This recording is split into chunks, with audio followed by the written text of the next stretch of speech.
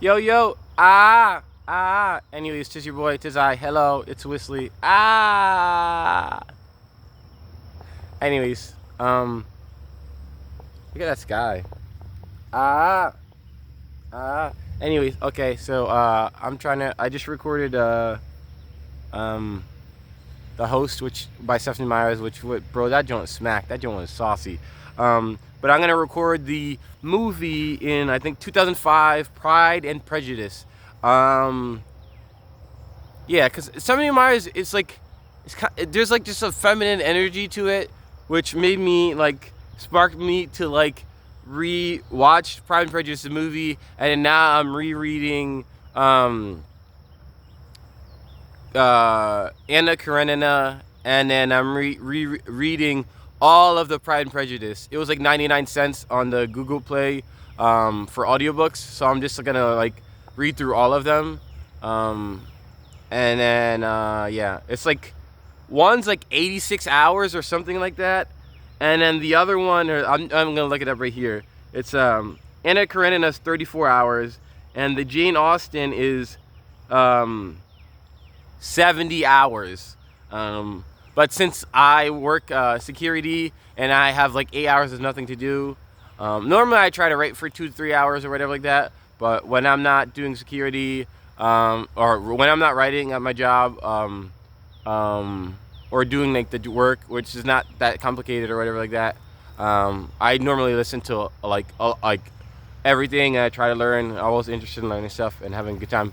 But anyways, so yeah, I just have a lot of time, all the time to listen to stuff and to learn, and I find it interesting. So I'm gonna knock it out pretty quickly. Yeah, I don't know. Like I'm like I'm like I feel like sometimes I'm double masculine, more masculine, but also like vulnerable and open, in touch with my feminine side. So like I feel like I don't know, like sometimes like I feel like originally it's like this is like a chick flick type thing or whatever like that, but it's not. It's just a really well done book.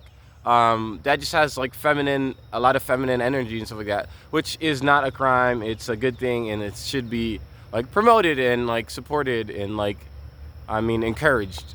Yeah, but it's just a different thing because you're used to like I guess if you're used to more like macho tough guy stuff, you're used to like action scenes and just like all this like tension and stuff like that. Like it's different when you're just like there's a lot more subtlety, and it's a lot more like worrying about other people's opinions and like these internalized questions and things like that, to a level where it's like constant, and just like status is a lot more like bigger in this thing, where it's not as much about your actions and like the things that you're doing and like your value of just like production. It's more about like the status of people, the idea of people, what the people are thinking and stuff like that. It's not as much of a physical like I don't know. So it's just a different type of vibe and way to like relax in. It's just a different type of chair where you're sitting in. It's like you're not like on the hot seat. It's just more of a like a reclined position where you just kind of like I don't know, like it's just a different position. It's a different mindset. You're going in and enjoying it, but it's still a good book, a well-written book that's just fantastic. Um, yeah, but anyways, I think Jane Austen is one of the greatest writers of all time, bar none. Freaking one of the greatest, with the Stephen King, with your J.K. Rowling's, with your Alexandre Dumas, with just the best of the best. Anyways, but like that's just like the words, ideas I had. Yeah, and Anna Karenina is good. It's just like again, like, it's a lot different than other books. So the other books I have like different narratives and different type of objectives, where the objective isn't like there's not really a destination. It's more about thinking about it's so much more idealistic and hopeful in the idealistic, and it's about like things that aren't physical. So it's like sometimes difficult to track if you're not used to that. If you're not used to like this is the MacGuffin, this is the idea, this is the mission, this is the assignment. It's not as formed. It's a lot more like free flowing and artistic, like a lot of like art housey type of vibes, whereas like some people are not like accustomed to being like, hey, this is someone's interpretation, this is someone's experience, but it's not something that's like hard and fast and solid. Yeah. Anyways, yeah. So it's gonna be fun. It's interesting. I'm enjoying it now. But and I already did an current and a review, but this is just rereading it and stuff like that. So Pride and Prejudice 2025, Pride and Prejudice 2005 with Keira Knightley, who was the freaking spotlight. She was the whole shebang of this movie. She was the main course. She was the one that the spotlight was on, and she was the really just the power source of this entire movie that really made it interesting and really good. Did I think this movie was out of the park, knocked out? No, I thought it was good. I thought it was strong, but I thought that the directing was not there. The directing was mid, probably below mid, but it was not like a killer, fantastic, excellent directing job, which brought the movie down. But the power and the well-writingness of Jane Austen and of her books was enough to kind of make this movie enjoyable and still enchanting in the way that Jane Austen and Jane Austen alone can do. Just her uniqueness. I think Donald Sutherland as the dad was fun. He's a solid actor. I think he died now, passed away, but solid actor. And I think Matthew McFadden was solid. You saw him in Deadpool, but he has the robust size while also not being this like macho Sylvester Stallone, Arnold Schwarzenegger, like masculine, like over like haughty and stuff like that. He just has this nuance and this subtlety and this elegance and the classiness that's rough to him, that really helps him like move through the film without being like, oh my god, this person again, or not being too glaring. He just fits in, and he's not loud. He's just like there and enjoyable.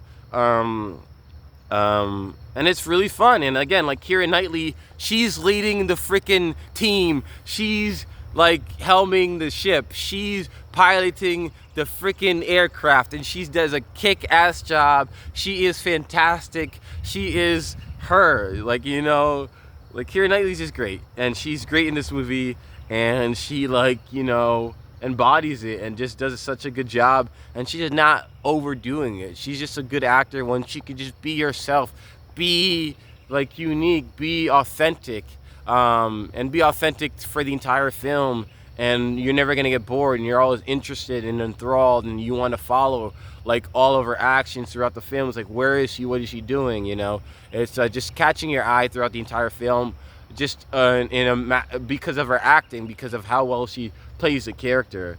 And I just like this movie, I want it to be more earthy. I feel like, again, a shot at the director. I wanted some of the shots were like too far away. I wanted it to be closer. I wanted the movie to be more intimate. I wanted the movie to be more tied in parts. I wanted this aspect of the scene to be tied in with this other aspect of the scene, to be tied in with this other aspect of a scene, and things like that. I just wanted it more cohesive.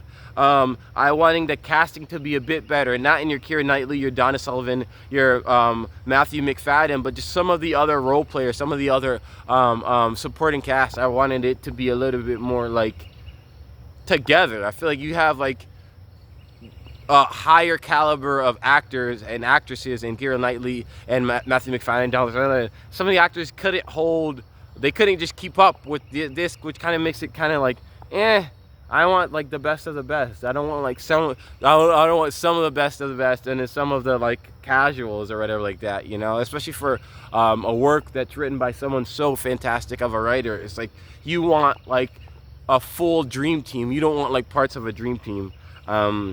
And I just felt like for me, it was not engaging enough for me throughout the film. Like the acting was great, even though I feel like there's the chemistry and the character should have been a bit more better fit. I would have liked to have a better director, and like that's like pretty much my only like critique of the movie is like it's a really good movie, but it could have been a masterpiece if the directing was better. Like if there was more intensity in the comfort and the ease of the way that Jane Austen writes, and like her immersiveness that she does. Like Stephen King does the same thing, and I mean all the great writers do. Where it's like it's very immersive and it's a lot of attention to detail that this movie misses. There's so much pieces that like it tries to go for this and this and this, but it forgets that the entire thing is a masterpiece with like such good attention to detail, you know? Which to me, as a fan of Jane Austen, as a fan of like good writing, it just kind of hurts that the directing in the movie falls short. But it's still good and it's still enjoyable. But I just gotta like get my takes out on like my view of it. But I feel like as mid and like underwhelming as the directing is, Keira Knightley is freaking fantastic. Michael McFadden showed up, Donald Sutherland, and just the world of Jane Austen's Pride and Prejudice. This movie is a must watch. And this is definitely, again, it's another comfort food. It's another something that you're just like, you're gonna wear it out because you're just enjoying it so much, and it's just so fun where you like don't have to have this like macho beating your chest like testosterone type of energy. It's just like enjoy it, relax, don't think, don't think as much. Just kind of enjoy the floatiness of the atmosphere and the environment. But Pride and Prejudice, 2005, Jane Austen, Keira Knightley, you're a freaking fantastic lady.